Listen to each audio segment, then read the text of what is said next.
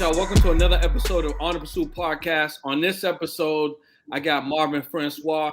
And as you know, ONE THE PRST Podcast, we like to connect with entrepreneurs, movers, shakers, business people, anyone and everyone who's on the pursuit towards making something happen. I happened to run across Marvin just online, and honestly, I had an opportunity to take in a lot of his YouTube content, and I was further drawn to him. He's dropping a lot of information on just changing generational curses, getting into it on the personal side of the credit, on the business side of the credit, and just overall a lot of stuff for you guys to tap into.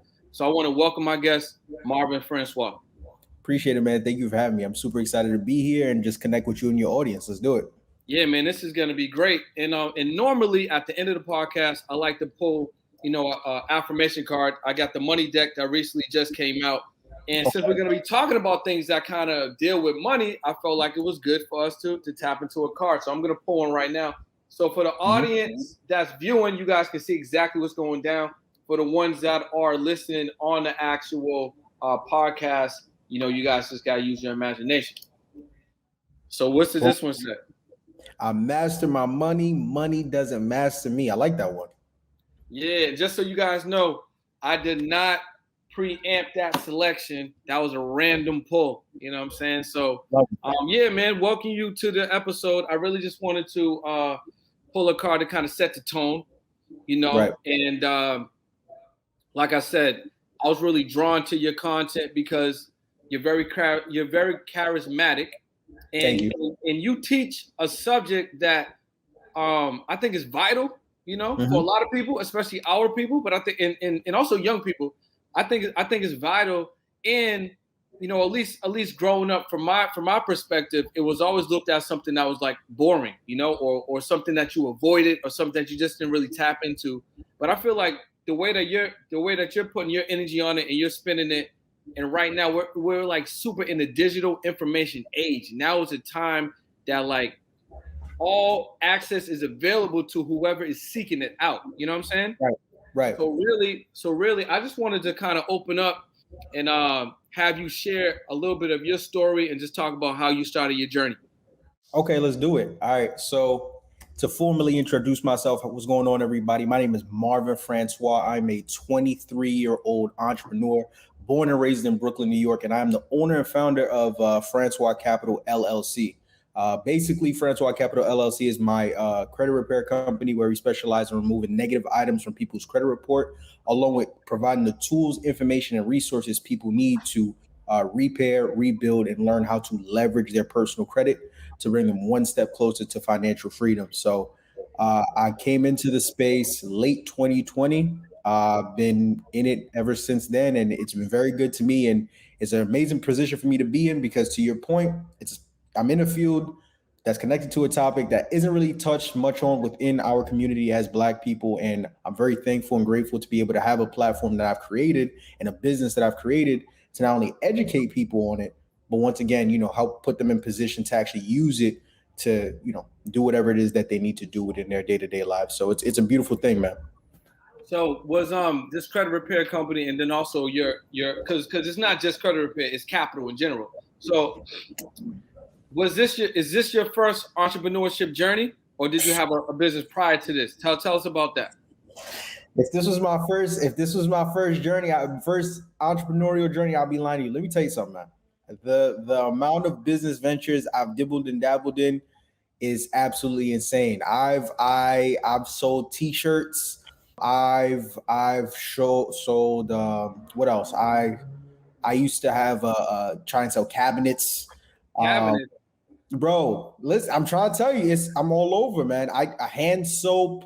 I tried having a hand soap and lotion business at one point in time. I've worked in a construction. I've helped manage a construction company, and my father owns.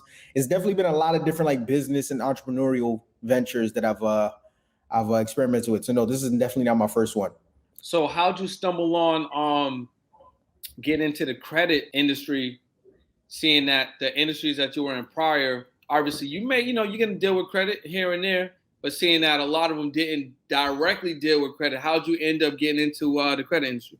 So COVID changed everything for me, right? So outside of, I mean, I don't know if you would consider this entrepreneurial, but fun fact, before I got into the credit space, I was actually doing stand-up comedy full time, right? So I actually come from a comedic background. That's why times when I can see that. I can see that now more on the content. And if you guys have not tapped into Marv, trust me, once you get to that YouTube page, even that Instagram page, you're gonna see that personality come out more, and he's able to really like swag it out on a topic, which I feel like is incredible because it makes it way more interesting.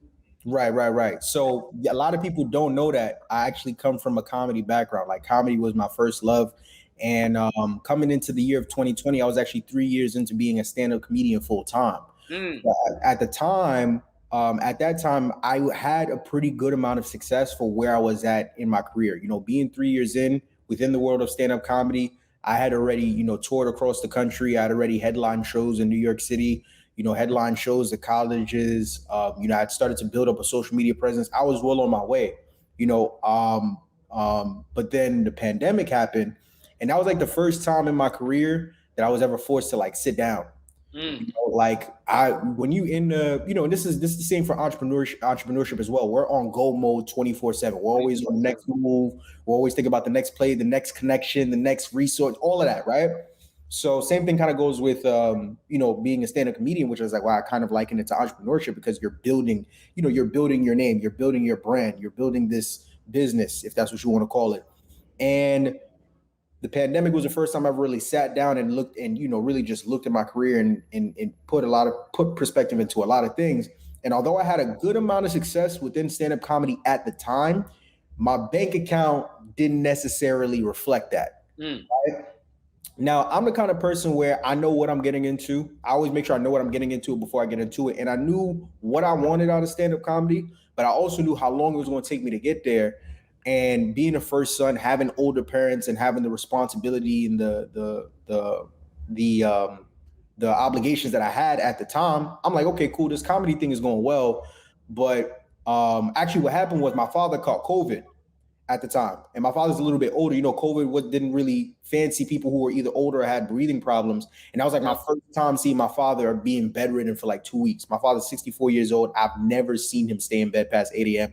To see that, a guy like that, you understand, be stuck in bed for like 2 weeks straight, not eating, not nothing, kind of just trying to heal up through this process, along with not being able to do what it is that I thought I was going to, you know, do comedy, which is what I was trying to use to establish myself and support my family, take care of my family, put everything into perspective for me. And I'm kind of just locked up in the crib and I'm sitting there, I'm like, yo, comedy's great, but the bank account says otherwise. And seeing my father in that bed, I'm like, yo, if my pops passed today, me being the first son, am I in position? Do I have something to where I can sustain myself, sustain my mother, sustain my brother, you know, do what I have to do? And the answer to that question was no. I was like, all right, cool. So now you have a decision to make.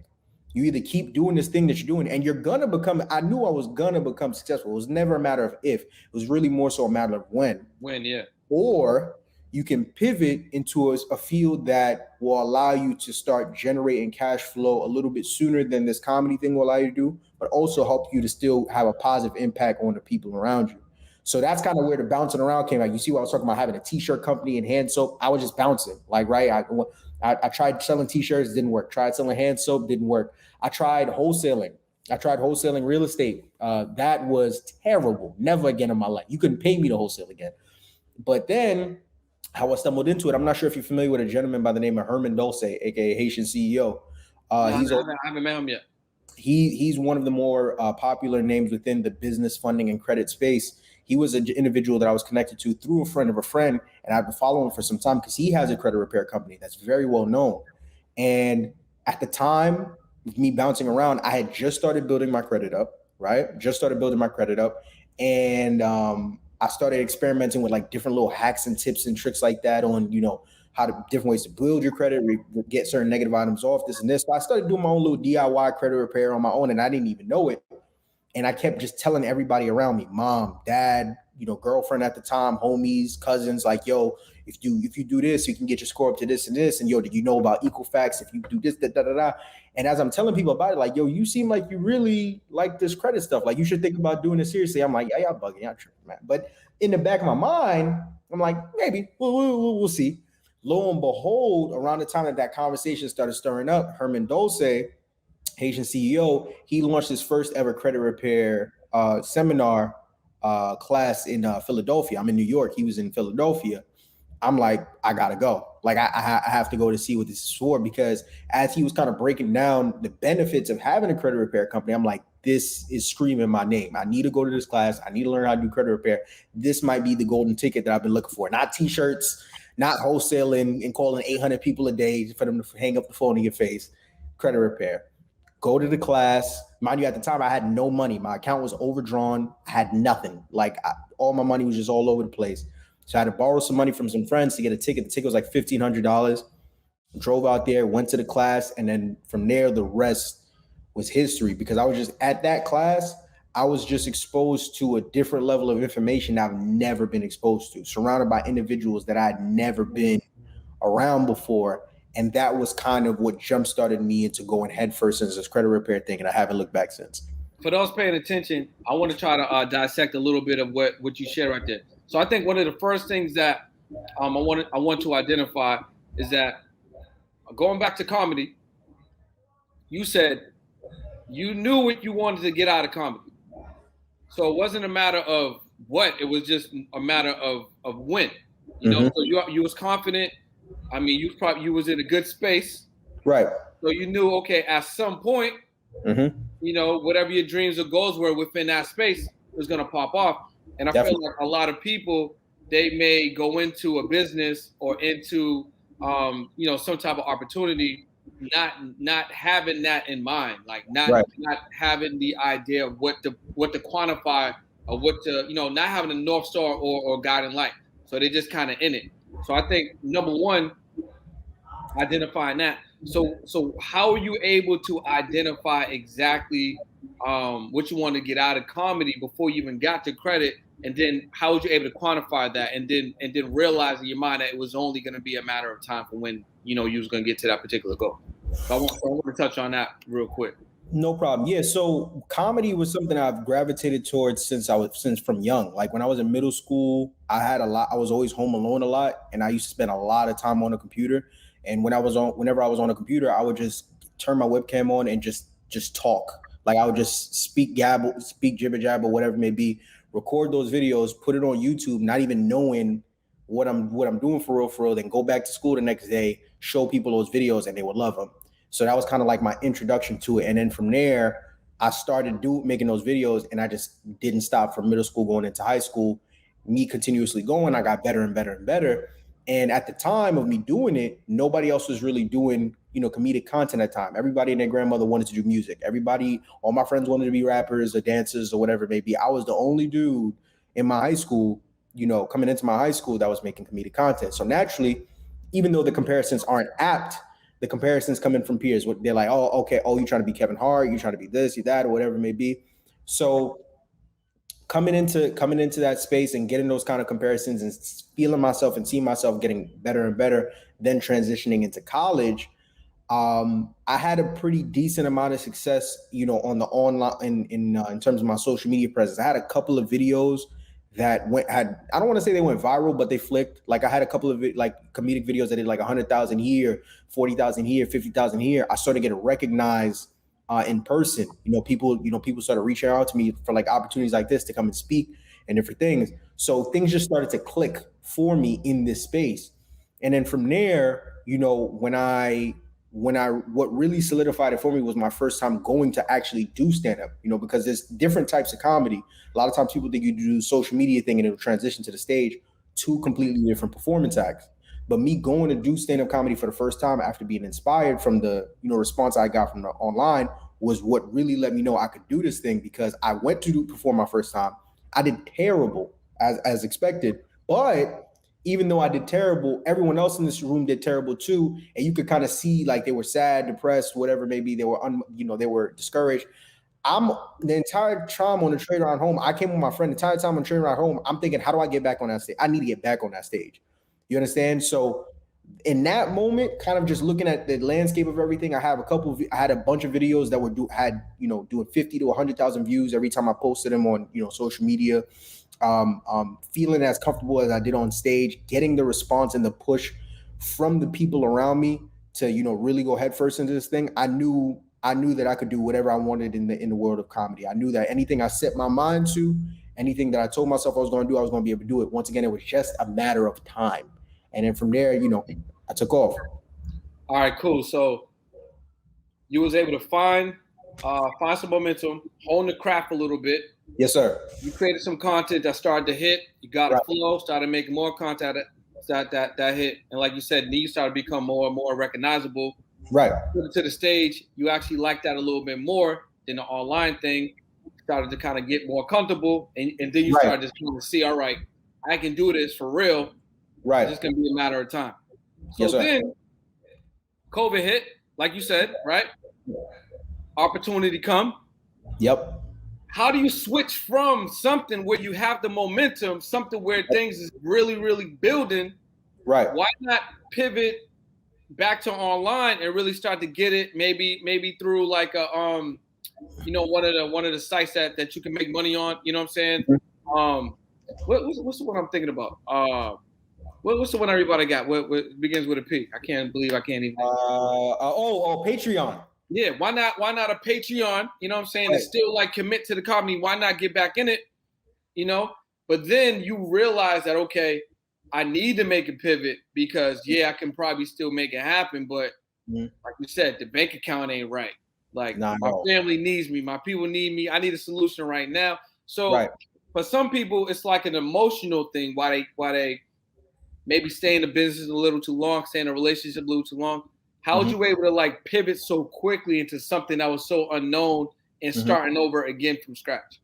It wasn't easy. It was quick, but it definitely wasn't easy. You invest so much time and energy into something for, what feels like an eternity. And then to wake up one day and be like, nah, I got to do something else. Definitely wasn't easy. There was a lot of emotions, but, really just when I kind of juxtapose the two, the pros and the cons of staying in comedy versus making this pivot into credit, the disparity was huge, and I don't want to be one of those people that seems like I'm money minded and money is everything or whatever it may be. It's not everything, but it's definitely very important. I mean, as entrepreneurs, we know it's very important. It's very integral to just about any and everything that you want to do. So for me, like I said, I've always just been smart enough to gravitate towards what clicks for me. And I think that's what helped me to make the transition. Remember, I didn't just go from comedy to credit. There was a space in between that where I'm juggling a bunch of different things, trying to find what works. It's not like I went from comedy and I just went to wholesaling and wholesaling was trash. I'm like, nah, I'm gonna stick with it. Now, wholesaling wasn't for me. I'm calling 800 people a day and they curse me out in 80 different languages. On to the next one. Okay, I'm selling t-shirts. Nobody buying my t-shirts. My room is filled with like 8,000 wristbands and nobody trying to buy. I'm on to the next thing.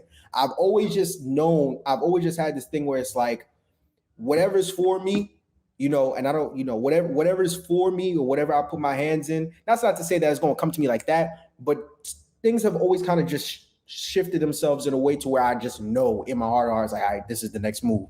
So after doing all that bouncing around, when I saw what credit was and what it meant to have, start and own and operate a credit repair company and the benefits that would come from that, it was a no-brainer. Like I said, it wasn't easy, but it was necessary, and it was probably one of the best moves I could have ever made. Yeah, I mean, I can see that. I think, you and I are just kind of building our relationship right now, but from what I was able to consume in terms of your content on both Instagram and YouTube, I can see that you're very comfortable in this space. I mean, I didn't see you on a comedy on the comedy side, but I can see you're very comfortable where you are. Now, right. You're only getting better. You know what I'm saying? Like, you and I are about to go into a program next week, and we already know what that program is. We already know who's running that program. Right. So you know what we're gonna get out of it. So to be in that environment, like it's a level up. You're thinking, okay, cool. There's some gems over here. I'm gonna collect them. I'm gonna implement them right away, right? So, So now I want to talk about like the Philly thing, right? So to dial back on again, we was giving out the little summary earlier, right? Right. We were talking about you saw that there was something out there that this guy was hosting. What was his name again? Herman Dulce. Herman Dulce? The GOAT. If he sees this, the GOAT.